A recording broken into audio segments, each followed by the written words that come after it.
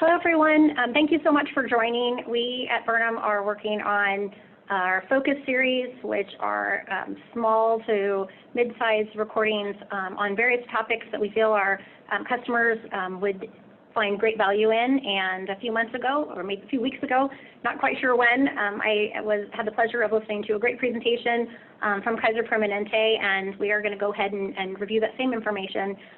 The beauty of it is really centered around children, and for many people that are working or not working, trying to understand what is going to happen in the future with our kids going back to school and how this COVID pandemic is impacting all of us as families and people, but again, for our children, I really did think this was a valuable topic to share. So we're presenting this presentation today as of July 21st, again for our Focus presentation. It is COVID-19 Kids Contacts and KP. Before we get started, I'm pleased to introduce Dr. El-Hasan. He specializes in pediatrics with Kaiser Permanente. He was born here in Southern California. He got his bachelor's in psychobiology at UCLA, had his med school completed in St. Louis, and then returned back home to practice medicine, his residence here at Children's Hospital of Los Angeles, and then joined Kaiser Permanente here in Orange County. So with that, I would like to welcome Dr. El-Hasan. All right, thank you very much for having me on the call. I appreciate that. And two things. First of all, just a disclaimer that things are changing so quickly that I can only guarantee the information as of the time of this talk, and I'd be happy to come back later on and do a follow-up if everyone would like when data and more is known about COVID.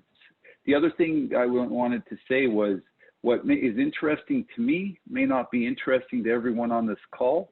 So I welcome questions. Please send any questions you have so we can talk about what you're interested in, and we'll be happy to divert the talk into any subject or any content that would be to your liking. But this one is regarding kids and contacts and what we're doing at KP to make sure everyone's safe. Next slide. So we'll talk about the Corona basics, control measures, our response, and we'll go through some of the other topics as well. And like I said, if there's something that I don't mention that you'd be interested in discussing, please feel free to send us a question. So let's actually go through the next slide. So before we go on to the next slide, everyone, I want to take a look at that little picture of that virus. Let's go to the previous slide because I am going to mention a few things about it. So coronavirus, corona, you know, the sun, and looking at the virus itself, you can understand why they actually call it that. The red proteins that you see there, it's a rough way to say it, but think of it as Velcro. And the other part of the Velcro is the lining of the lower respiratory tract, which is where this virus latches on. Some of those little yellow things that you see there, those yellow dots, are actually supposed to represent proteins and are part of the target for vaccinations that we give. So we'll talk about that a little bit as well. Next slide. So just a few quick COVID updates. We are in the middle of a COVID surge, although in the last 2 weeks here in Southern California, the cases and the hospitalizations seem to be leveling off. So we are doing a lot of testing, but we are not seeing an increase in the percentage of positives over the last couple of weeks. And the hospitalization rate seems to be leveling off. So things are kind of under control. We are worried that it is going to increase moving forward, but at least we're kind of in the right direction. At least we're leveling off a little bit, and we still have hospital capacity available just in case there are any issues. There are some treatments that have been tried and put to the side, but one of the treatments that has seemed to work has actually been the remdesivir, which is an antiviral. There was emergency use authorization given on May 1st, and it was allocated to hospitals. It's not available in endless supplies, but we can get it. But the data has actually showed that It does seem to help with recovery. 11 days versus 14, which if you're sick, 3 days less of illness is a fair amount and very important. So that is available. There are other drug trials being done, other medications being looked at. And if you look at websites like Yahoo, you will see every day, and this drug looks promising, then this drug. So there's a lot of things that are being thrown out there. Some of them actually work. Some of them have legitimate trials going around them. But the press is always excited to introduce new things without necessarily having proof that that works.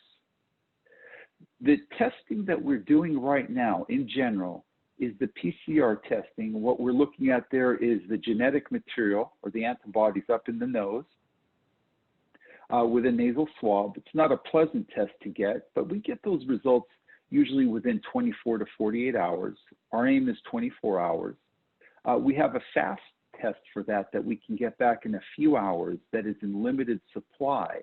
But because it's in limited supply, we actually save that test for pregnant women who are about to give birth, patients going to surgery, patients being hospitalized, and patients going to the ICU, because for that group, we need to know the test results immediately. We also have antibody testing available, and that test for the antibodies that are formed after someone gets ill, and roughly about 2 weeks, 2 to 3 weeks after someone is ill, they do develop antibody to COVID. Now, the limitation for the test right now, the blood antibody test, is that it shows usually that you have been exposed. But unfortunately, it cannot say that if you have active disease or if you're immune to the virus, which is a question that everyone has, because a good example, I'm a pediatrician, parents want to send or have the children go see their grandparents or stay with the grandparents, and they want to guarantee that the children are immune and non-contagious before they send them over to the grandparents. And unfortunately, the antibody testing at this point cannot provide that information. I have seen stories of celebrities who were overjoyed that they were antibody positive and felt that they were now immune to the disease. That is not the case. We're not sure if the presence of antibody gives immunity or confirms immunity. We think theoretically it must, since the person resolved the disease and actually survived it. But we don't know how long that immunity lasts. And we also don't know what the reinfection rate would be if someone is exposed again. Next slide.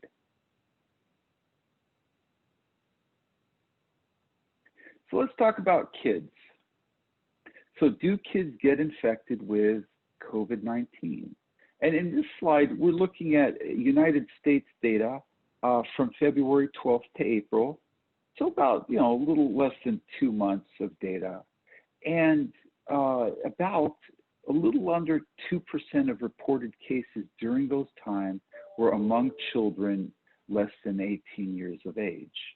So about 15% were the less than 1, 11% were the 1 to 4, 5 to 9, age 5 to 9 were 15%, age 10 to 14, 26%, and 15 to 17, 33% of the cases.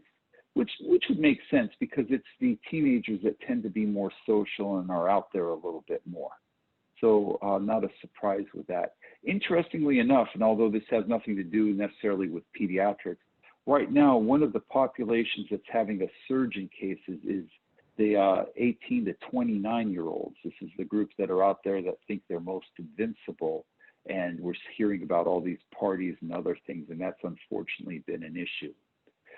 Data for other countries, we have some data shows, it's like from Italy, shows that the widespread testing that was done there shows a low case rate not due to selective testing of sicker patients. And that's important because, for instance, we have some reports of very high percentage of children in Florida actually having positive antibody testing or positive nasal testing. And that may actually be selective testing, because if you're only testing kids that are sick, it's going to have, you're going to find more COVID than if you test everyone. So in Vo, Italy, 70% of the population was screened, and it was found that there was a 2.6% positive rate in the general population, and no children less than 10 years in that group were positive. So we are seeing, once again, a very low rate of infection in children in general. Next slide. So the other part of this is when kids get sick, how sick do they get? And most kids fall within the mild category. About 4.4 are asymptomatic, about 50%, 51% have mild illness, a little under 40% have moderate illness, 5.2% have severe illness, this is shortness of breath, low oxygen, and about 0.6% have respiratory illness that's with shock, organ failure, need to be in the ICU. And this is a serious issue for kids, but it is not as bad as it is for the adults.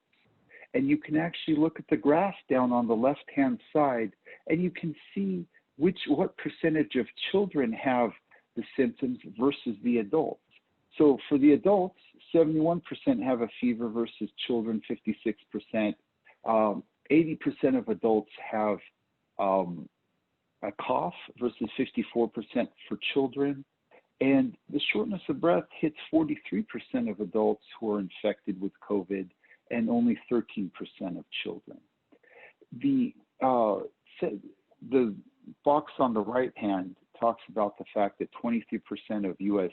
pediatric cases have at least one underlying condition, chronic lung disease, cardiovascular disease, immunosuppression. So the kids that are sick very often have an underlying illness that's making things worse.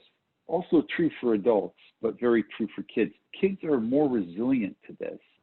And that severe multi-system inflammatory disease that's being talked about in the news and the press, that I actually heard from an infectious disease specialist this morning who stated that he's estimating it's anywhere between 1 in 5,000 to 1 in 10,000 kids that is going to get this, who are infected. So it's a low percentage, even though it's a very scary disease. Next slide. So I was mentioning the multi-inflammatory syndrome in children. It is very rare, as I mentioned, and those kids do require hospitalization. Interestingly enough, it occurs about 4 to 6 weeks after a COVID-19 illness or active disease. And most of the kids have positive antibody. IgG antibody is actually the one that's produced by people for long-term immunity. And that's the one that we want, let's say when we give a vaccine, that's the type of immunoglobulin that we want created to provide long-term immunity. But it's interesting that the kids are not getting the sickness at the very same time that they're being exposed, but they're getting it later on. And in many ways, it resembles a disease that we deal with called Kawasaki's disease, which causes bloodshot eyes, an unusual rash, a very red tongue, we call it a strawberry tongue, red cracked lips, swollen lymph nodes, and red palms and soles. The soles of the feet and the palms of the hands become swollen. And there is some semblance between the two. The other issue with Kawasaki is that we also see with some of these kids who get this multisystem inflammatory syndrome is that there can be aneurysms of the blood vessels around the heart and in other areas, which can be a danger to the child, and there can be some clotting issues as well. Next slide. By the way, just to talk about that, it is heartbreaking. In the beginning, we actually thought that this was just going to be an adult disease in general. And although not many kids are getting this multi-inflammatory disease, the fact that we are seeing sick kids is unfortunate, and we're worried about that. And we were hoping they'd be spared, and they are to some degree, but not as much as we would like. And this new multisystem inflammatory disease just made things more complicated, because it is something that I screen for now for any child who comes in with illness, especially if they've been exposed to COVID. So do kids spread the virus? Yes, they do, but not as much as we would think. There's a little bit of worry because kids can get sick or not get sick and still be infectious. But in most households, it's actually the adults that are causing the transmission in the home and not the children.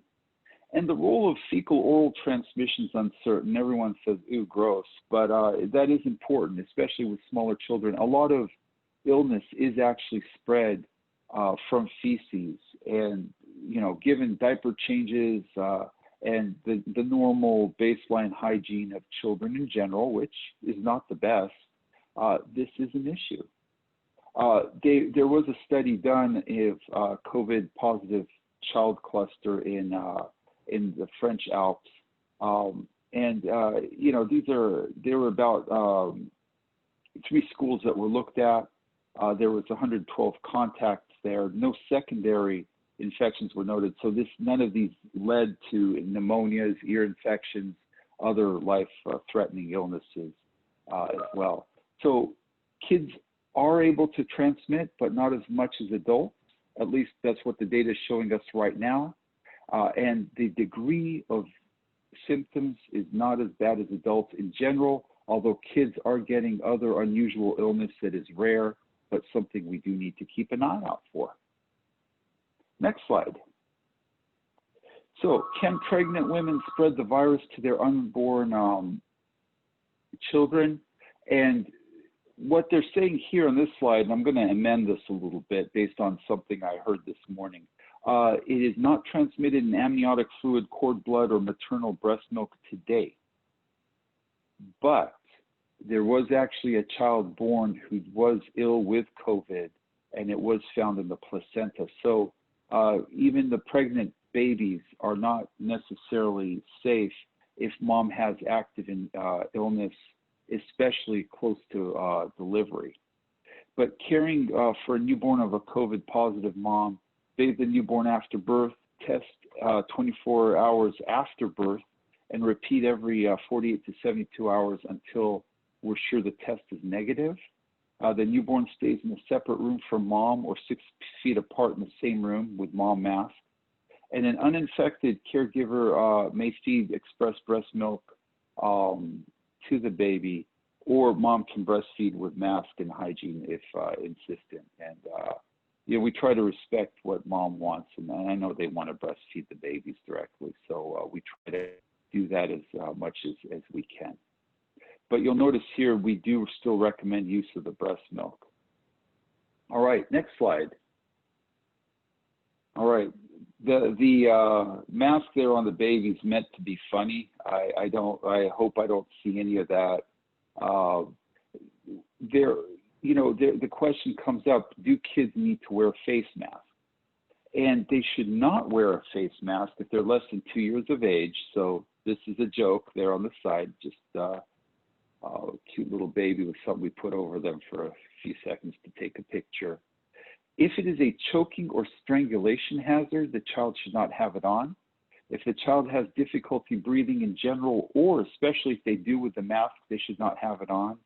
If a child is unconscious, I would also add to that, if a small child is asleep, be careful putting a mask on them at that point. If they're unable to remove the mask without assistance, and if the mask causes the child to touch the face more often, that is also a reason when a child may not want to wear it. I love the little Spider-Man and other masks that I'm seeing out there. You don't want the child to take it off every 2 minutes to take a look at it, because not only have they removed the mask, but they are also touching their face. And the entry for this virus into the body is through the eyes, nose, and through the mouth. Next slide. So, what impact is the COVID-19 response having on children? And this is a big one, very serious, more serious than we could have imagined, unfortunately, when this first started. First of all, education. A lot of kids are not going to be getting face-to-face instruction next year and have not in the last few months. And this is an issue because the social factor is taken out, and also the children don't learn as well, quite honestly. We all know this, if there's not face-to-face instruction. The American Academy of Pediatrics is recommending, within reason and with appropriate measures in place, if possible, children should get face-to-face schooling and be present at school. But there's obviously a lot of factors that need to be considered. If there's immunocompromised family members at home, if there is a school that cannot put together an acceptable treatment plan that protects children, and if there's other psychological issues that go with it as well, then the child probably should not be at school. We're seeing financial hardship because of these issues. If a child is home and both parents work, it becomes a problem because there needs to be a caregiver at home. And with the risk to grandparents and other elderly family members, it becomes harder to ask them to help with the kids. Worsening obesity. Unfortunately, kids aren't getting out and exercising. Poor nutrition. Kids are eating more. And comfort food has become more common, unfortunately. If you want the kids to get quiet, it's much easier to do it with sweets than to do it with an apple. Decreased services for children with disabilities is a big problem as well. Occupational therapy, physical therapy, speech therapy are more effective in a face-to-face environment. Remote use of these therapy modes does not help as well and is not as interactive and doesn't help the child as much as the face-to-face. So that's been a problem. Stress, anxiety, depression, the same way it is with adults, is an issue for children. Children worry about what their parents worry about. They become stressed when their parents are stressed.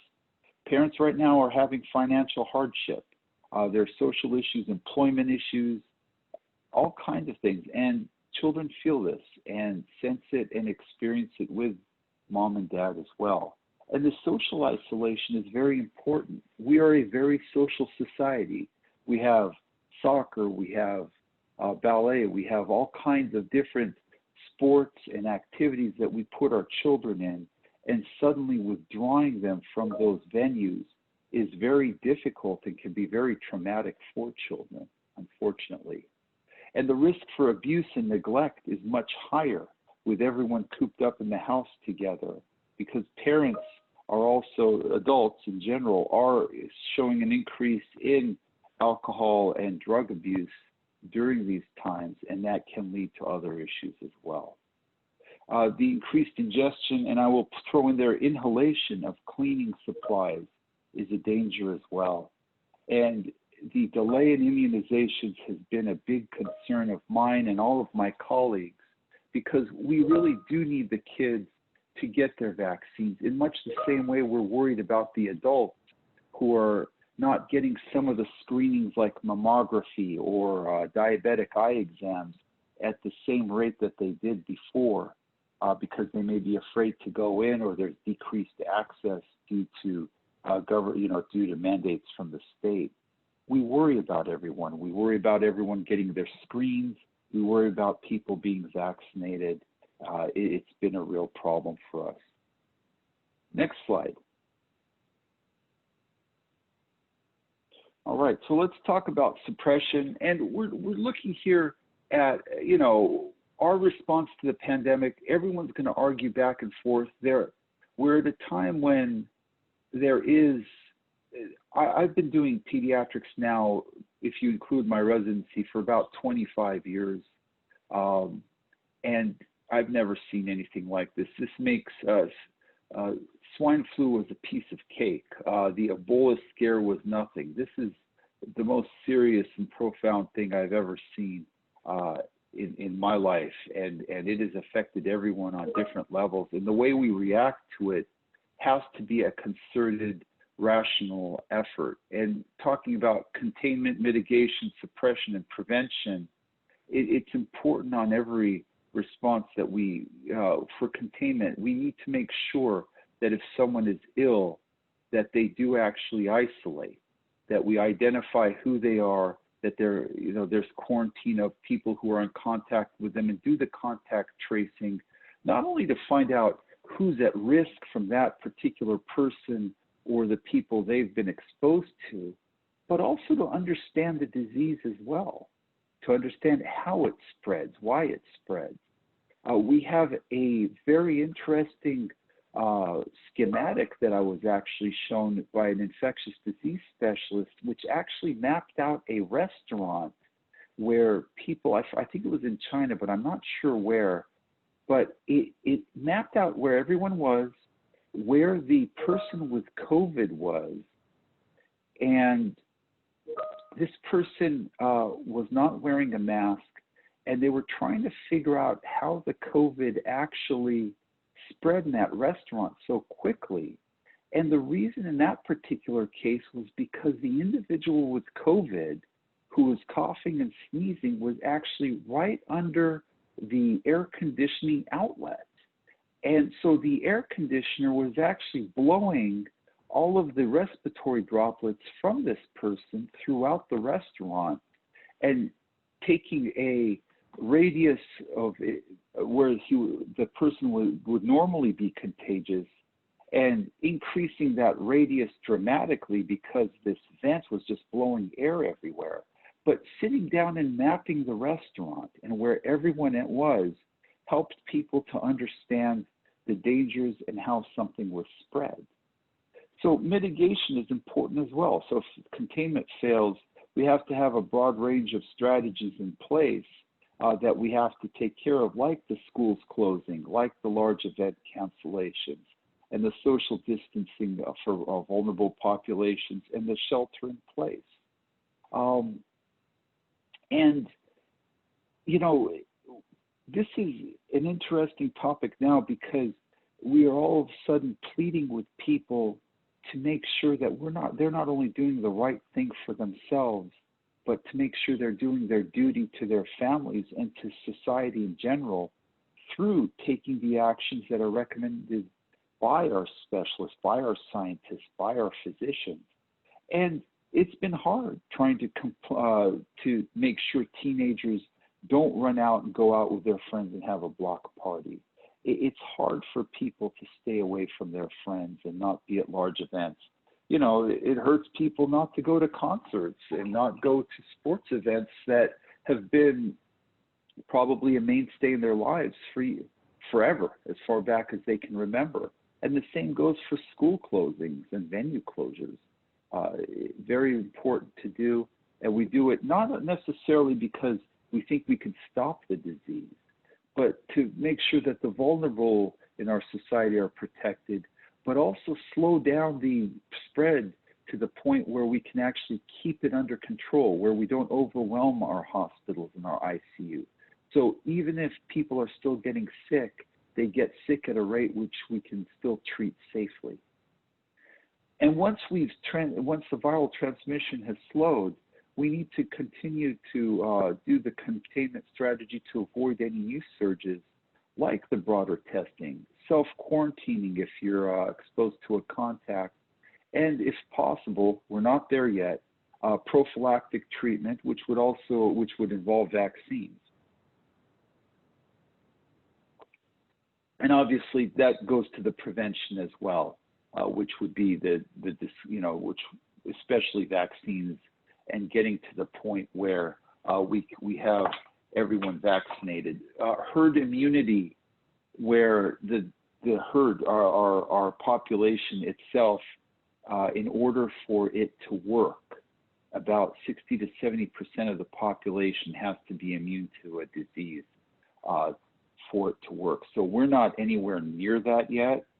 We're down below 10% right now, so we have a long way to go to hit herd immunity. And I would rather that we do it through the vaccine as opposed to everyone getting sick.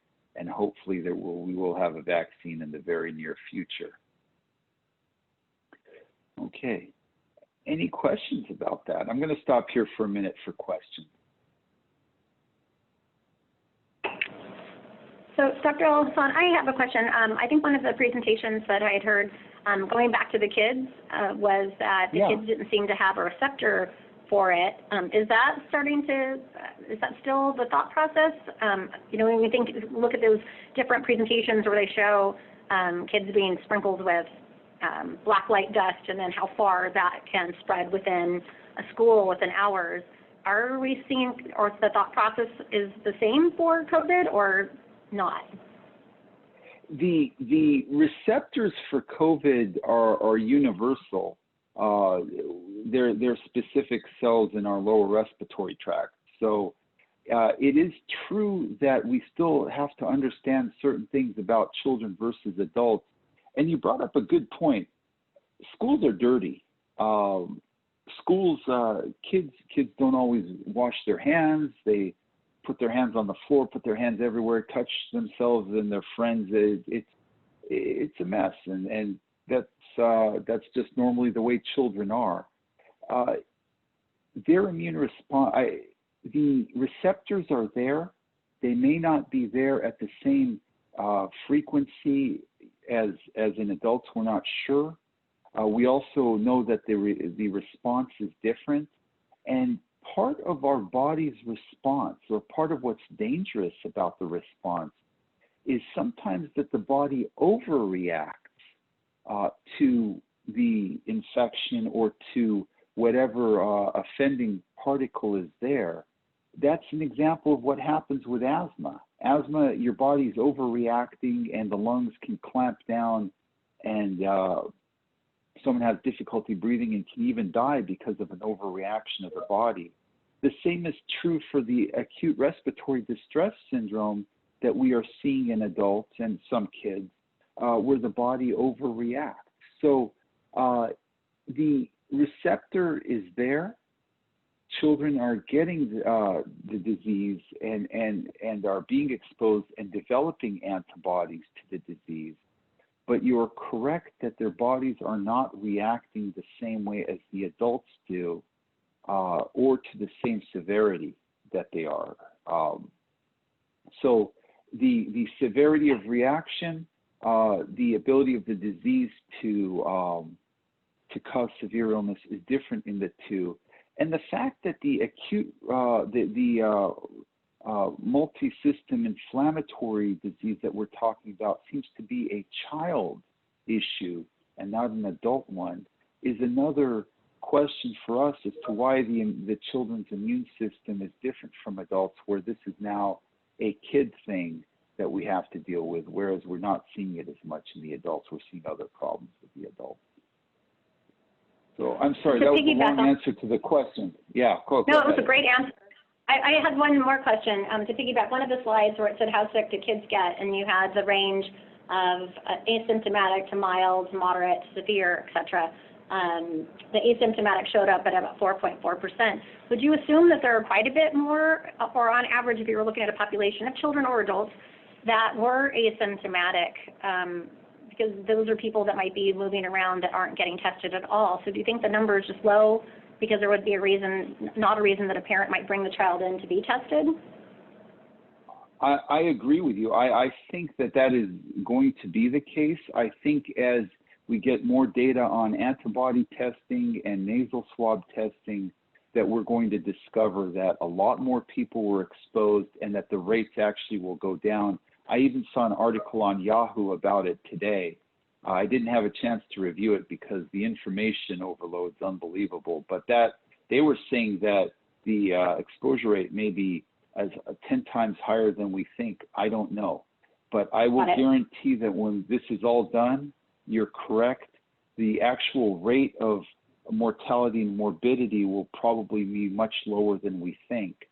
And, you know, honestly, I do a lot of urgent care, and up until March, I was not wearing a mask. The recommendation actually was not to. I know looking back, we're like, wow, that's interesting, but that was actually the recommendation at that point. It's funny, it's 3 months, but it's like a totally different decade or something. But you know, I was coughed on by every kid in Orange County, and I'm trying to figure out, I haven't done, in full disclosure, I haven't done testing on myself, but there had to be cases there. There were pneumonias we were seeing where the flu tests were negative. There, where the kids got sick, and I was dealing with double pneumonias and other things that didn't make sense at the time, but would have made more sense now. So I'm looking forward to getting that data, and I'm hoping that it'll show very clearly that there was a higher infectious rate than we thought. I think that makes a lot of sense. I think, and I didn't want to make it too much on testing. I had 2 more questions on that. One of them would be Sure. on the antibody testing. I think that, and we've talked to, I think, a lot of your colleagues as well on this, but on the antibody testing, what do you think is the push for people to know if they've had the antibodies, and sort of what do you do with that information? I had a friend who had the active test and the antibody test to do something with her parents, sort of as you talked about in the beginning of the presentation. And again, my curiosity to her was, but what are you going to do with it if you find out that you're positive or negative, especially since we don't know if, you know, what that ends up meaning long term, and maybe just exposure versus having the ability to get it again. That's a big question. It's an important one. I don't think, other than from a public health standpoint, that there is much you can really do with that information. It doesn't tell you if you're immune, so it doesn't mean you can take off the mask. It doesn't tell you you won't get COVID again. All it tells you is you've been exposed to COVID, and we don't even know how long the antibodies that we're testing stick around for us to be able to catch it. What if it fades away in a few months, and you know, and that we were all actually exposed? So there's a lot of psychological issues going on with the testing. I get a lot of calls that someone got coughed on by someone else and they want to get a test. Well, we follow CDC guidelines, and I'd like to ask the person, what is it that you want from the test? How's that going to help you? And when people think about it, they realize in many cases it doesn't. If I test you for COVID, let's say I use a nasal swab, if it's negative, it doesn't mean that you're not going to get sick in the next day or in 2 or 3 days. Something could be cooking, so we might as well just sit and wait. And the other part of this that I don't think I mentioned was that if you have active disease, about let's say for about 1 to 2 months, possibly up to 2 months, you could have just pieces of virus up in your nose that don't hurt anyone. It doesn't mean you have active disease. You're not contagious. It's just viral pieces that your body hasn't cleared yet that the nasal swab can pick up. So if the testing in 2 weeks to clear you for coming back to work doesn't necessarily make sense, because there would still be viral fragments up in the nose. So you could test as positive, and what do we do with that information? So at this point, I feel very strongly, and I urge everyone to think about what they want from the testing and follow the CDC guidelines, which says no testing, no nasal swab testing for COVID if someone does not have symptoms. And for the antibody testing, they have to understand the limitations to that test. We cannot gamble grandma and grandpa's life on that test telling you that you're immune to COVID, because it doesn't tell you that. So you totally nailed one of the questions I was thinking about asking, so thank you, because I had read quite a bit about people that were saying they continued to test positive well after they knew that they had it, for many weeks after. So that actually makes a lot of sense now, and I didn't know that before. I think I actually may have forgotten my last question, but these are great. I wish we could just have an opportunity to sit down and throw questions at you and pick your brain for hours, because this is wildly interesting and I know changing, and even some of the slides and information that you talked about today were a little different than we had heard a couple of weeks or a month or so ago when I initially got to listen to your presentation. I don't know if we want to go ahead and wrap up, or if you have if we wanted to finish off the slides, or what you thought might be the best way to finish.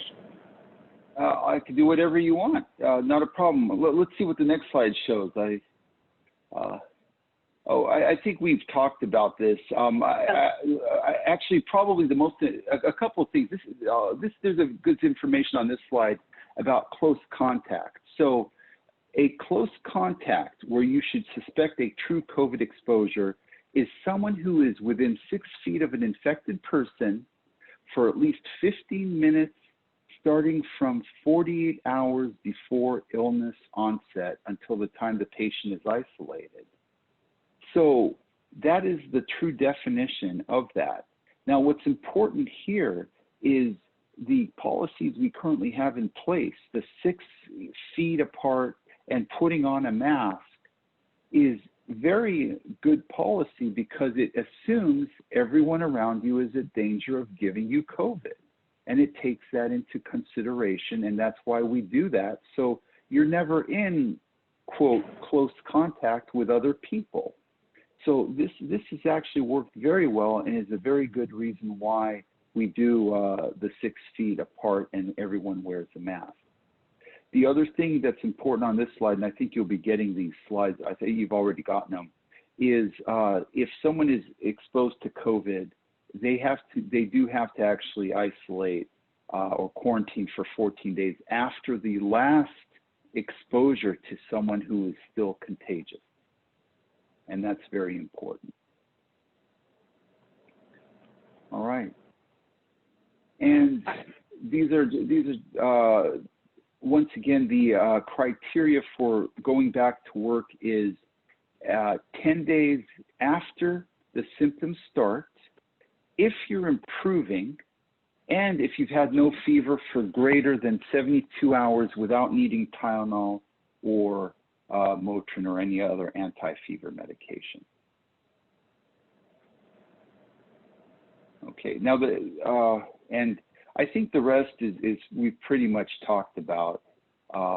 We don't use the test-based strategy of 2 negative tests within 24 hours of each other because we simply don't have the resources for that, and it doesn't necessarily provide better information than or better way to do it than the 10-day, 72-hour.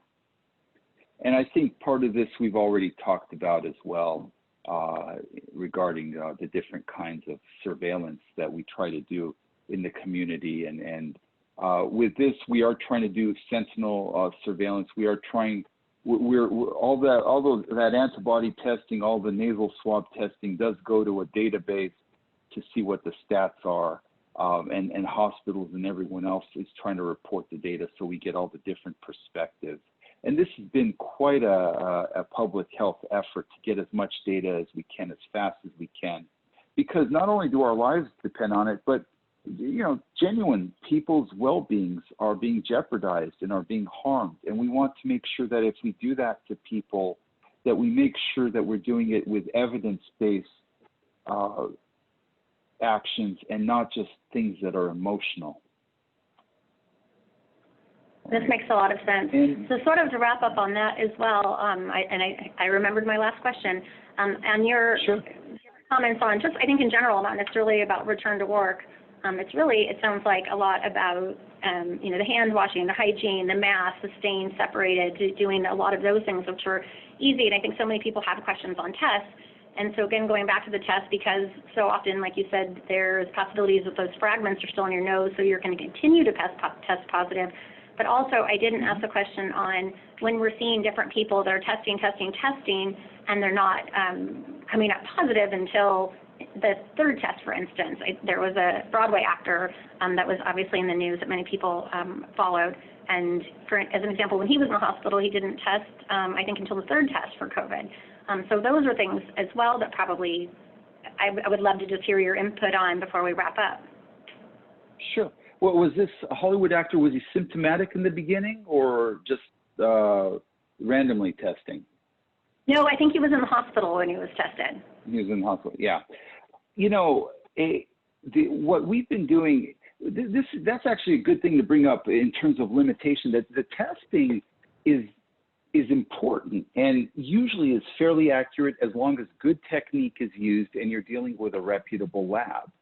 But from my perspective, if someone comes in with shortness of breath, headache, and fever, I don't care what the test says. As a matter of fact, I'll get it, but it doesn't matter to me. As far as I'm concerned, they have COVID, and I'm treating the symptoms and treating them accordingly, and it doesn't matter what the test shows. So that person who was hospitalized needed to be treated and treated appropriately, and whether or not they found COVID is actually a secondary,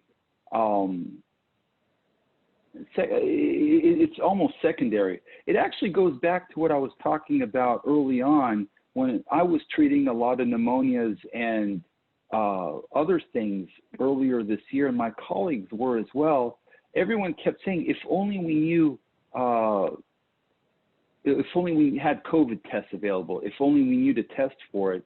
And from a public health perspective, that makes sense and it's important. But whether or not we tested, it made no difference. The treatment actually at that point was the same one way or another. Now, it's true that we're trying all kinds of new treatments because of the severity of what we're seeing. But going back to your question, it almost doesn't matter. Once someone's in the hospital with respiratory distress, now in this day and age, it is COVID. I don't care what the test shows, because if it's not positive today, it'll be positive in 3 days. And if it's not positive now, then the antibody testing will probably be positive in a month after this patient is hopefully discharged. So testing is important, but it really is about looking at the patient and treating the patient, not the test result. Thank you. That brought a lot of light to it. And like I said, I wish we could sit and ask you questions all afternoon long, but we do appreciate all of your time today. This presentation, again, always informative and always changing, like you said. And today, again, was July 21st, so I know that we could be looking at this on August 21st, and it could be completely different information, and it could be completely different information next week. But we do appreciate your time. We do appreciate the relationship with Kaiser Permanente, and for our customers, and for the information, and for all of the data that you provide, and just the education. So I'd like to thank you so much for being part of our presentation today. Thank you. Sure, my pleasure. You're welcome. We wish you a wonderful afternoon. Thank you.